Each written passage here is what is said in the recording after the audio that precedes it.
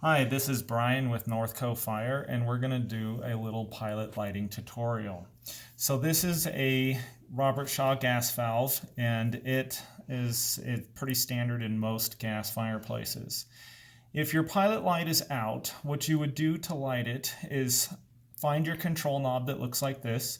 It should be currently in the on position. The little indicator for lining up is underneath here where my fingernail it is. Usually it's painted red. What we'll do is starting by rotating the knob clockwise until it reaches the pilot position. There is a physical stop on the knob that the pilot system will line up with, and this is the only place that will allow you to depress this knob straight in. When you push that knob in like that, you are manually letting gas flow.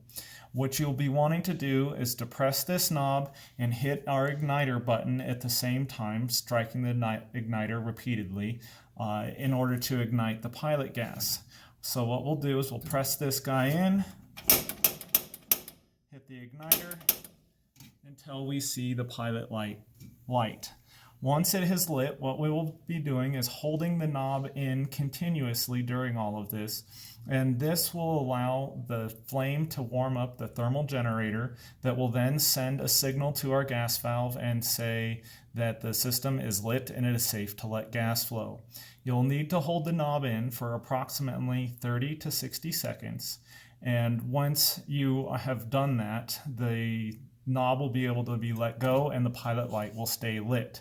If the pilot light goes out, you may need to depress it, go through the sequence again, and hold it in a little longer because maybe you did not reach the target voltage.